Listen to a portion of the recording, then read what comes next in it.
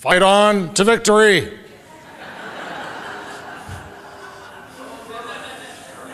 Oh, I knew I was going to hear that. I knew it.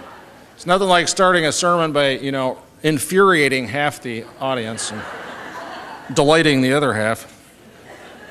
But actually, I didn't flash the V sign today for victory of the Trojans football team. I flashed it to announce victory of a different kind. On our website, we have at the Office of Religious Life at USC, we have a different kind of fight on to victory image. It's a picture of a wonderful tile mural that's to be found in our philosophy library. Anybody ever been to the philosophy library at USC? It's beautiful. It's the sweetest spot on campus. Just go there and go, beautiful old books and old furniture and stained glass. But there's these beautiful murals. And one of the murals is of Plato, and it's the words of Plato saying, "The greatest and best victory is victory over self." Not over the Bruins, but over ourselves. Yes, not over Stanford. But so we're here to celebrate this kind of victory, to work for this kind of victory, and it has something to do with my prop here today.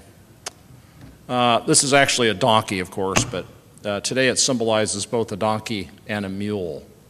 I was reading recently the autobiography of Ignatius of Loyola, who was the saint, but later became a saint, Saint Ignatius of Loyola. Loyola Marymount University down the road, named after him, of course. He's the founder of the Jesuit order of priests. And there was a really important moment that happened to him once when he was riding on a mule. He was on his way to pilgrimage. He wanted to go to Jerusalem and live there and serve souls, as he said. I love that idea of serving souls. That was his goal. So he had become a pilgrim, a mendicant, a pursuer of the religious life. And he was on his way to Rome and then to Jerusalem on the back of a mule, wearing rough clothes. This man that used to be a caballero, he used to be a nobleman, a knight, if you will, in Spain, the Basque part of Spain. And he'd given up that life to live very, very simply and to pursue a life in communion with God. On his way, he met another fellow who was riding on a mule. And this man was a Moor. Now, of course, this is the year 1522, not too long after Ferdinand and Isabella have kicked out all the Muslim Moorish people from Spain, or else demanded that they convert to Catholicism. So there are a lot of Moorish people, North African people, Berber people, who lived in Spain, who became either converts or they were driven out of the country. So this fellow that he met on the mule was probably a convert, but how enthusiastic he was about being converted, you can imagine how that would go, being told what religion you should be worshiping or following by someone else. So they're riding along, and they get into a discussion about the Blessed Virgin Mary. Well, it turns out that the Moor had a different view of the Virgin Mary than Ignatius of Loyola, and they had quite a little argument about it. Now, this is going to sound crazy, I think. I hope it sounds crazy to you. But the argument was whether or not Mary was still a virgin after she had the baby Jesus. Think about it, okay? Work it out for yourself, okay? Just think it through and come to your own conclusions, all right? It's fantastic enough to say that, there was no man involved in the first part of the story, but there was definitely a man in the other part of the story, right? Jesus. So they're having an argument about this, and it gets kind of heated. And you have to remember, this is 1522. And this man, Ignatius of Loyola, is a caballero.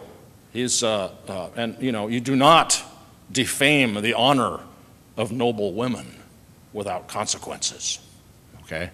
And this Moorish fellow was defaming the the proper status of our Holy Virgin Mary in his mind. Anyway, the Moor had a faster mule, and the mule jetted ahead, and the Moor said, "Catch you later, I'm going to town over there." There's two roads, right? There's the road to town, and then there's the road that goes around the town, the bypass route. Both these dirt roads, of course. Could hardly call it a highway. Anyway, there was a fork on the road, and Ignatius is furious. He's fuming. He's thinking, he's a nobleman, a caballero. I should take my sword and kill this man. I take his knife, his scabbard, and go into this town and kill this Moor for violating the dignity of Our Lady, our Holy Lady Mary. So he's furious. And he's riding along. He's trying to work out in his head what he should do. The caballero in him is saying, "Go kill the man for that insult, that terrible thing." And then there's another voice inside of him is saying, maybe not such a good idea, maybe not.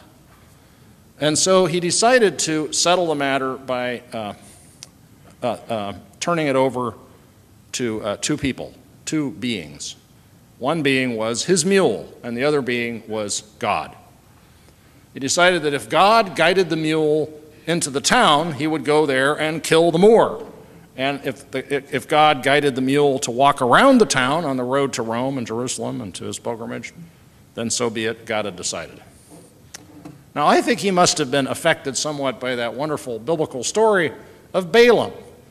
You know that story in the Old Testament where Balaam is riding along, and he's not paying attention to the angel that God has sent that's saying, go, stop, you're going the wrong way, you got to go this way, and you're going that way. He doesn't see the angel, he doesn't hear the angel, he's not tuned in, but maybe it's the long ears on the donkey that Balaam was riding that picked up the message. Maybe it's the bright eyes, those big eyes of the donkey that could see things that Balaam could not see. And so it was the donkey rather, that stopped and followed the voice of the divine along the road. Maybe that was in his mind when he decided to let slack his reins on the mule. Let the reins drop and let another process decide. Another process make this decision. So it was a moment when Ignatius exercised a certain kind of victory over self. He realized, I myself have to be humble enough to let a mule work this out with God in order to know what to do. And sure enough, the mule and God, or God and the mule, maybe it was grass. Maybe the mule smelled grass out there on a bypass road. That's another possibility, The grass smelled sweeter out there than it did in the town. So the mule drifted off towards Rome and away from the town, and the Moor's life was saved. And I like to think that was a wonderful interfaith moment, right? Well, it's a step in the right direction toward how religions can get along with each other. It starts with not killing each other, Starts with listening to your donkey, listening to your mule, letting your mule listen for you if you can't. It's about being humble enough to be directed by an ass, okay? That's step one. But then when you think about it, it's like, isn't that what religion is about everywhere? Hello? Isn't it really boiled down to a discipline of humility? Throughout the world, all faiths, it comes down to that. The greatest and best victory is victory over self. Plato said it, and guess what? It's been said by other traditions too. Let me share with you a few of them. This comes from the wisdom. These passages come from the wisdom traditions of great world religions. And these wisdom traditions are really old. They're older than the texts in which we find them written. They're very ancient. And really some of the oldest parts of the Hebrew Scriptures, the Christian Bible, the oldest parts of the Scripture come from this wisdom tradition. And a lot of it has to do with this very topic of self-control. Proverbs chapter 16 from the Hebrew Scriptures. And again, this wisdom in the Proverbs and in Ecclesiastes probably comes from the Near East tradition, the traditions that predated the Jewish people. So it's really, really old material. And this passage sums it up nicely.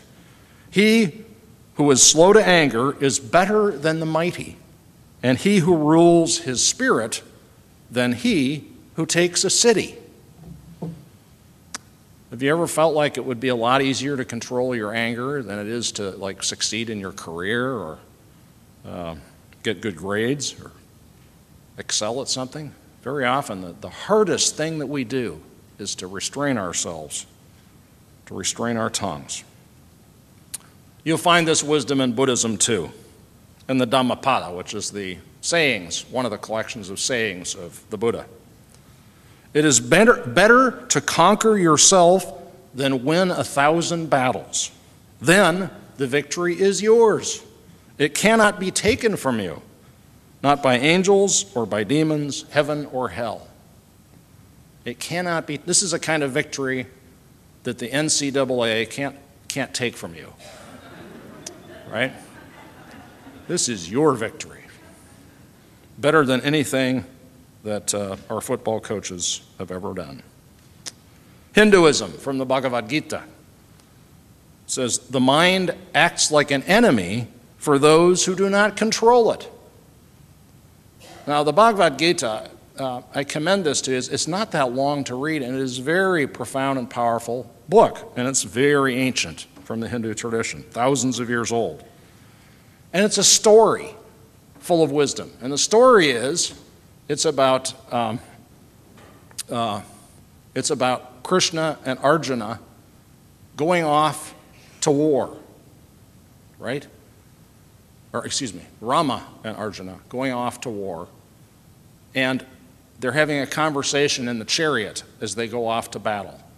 And basically Arjuna, the king, whose war it is, and Rama, the god, noble person, who's also a god, gets complicated in Hinduism. Who's who? Who's divine and who's human? Kind of like our religion. Anyway, they're riding along in this chariot and they're having this discussion. And Arjuna is basically saying, why is this trip necessary? Why are we taking, why is this battle, why are we doing this? What's this about? Everything, don't you say, Rama, that all things are illusion, all things are Maya, all things are unreal around us? And the response is, yes, but you still have to go fight the battle. We still have to do life. We have to engage with the world. The religious spiritual life is not about withdrawing from the battles, from the hard stuff we have to do, from the work that we have to do, all that studying, all that showing up.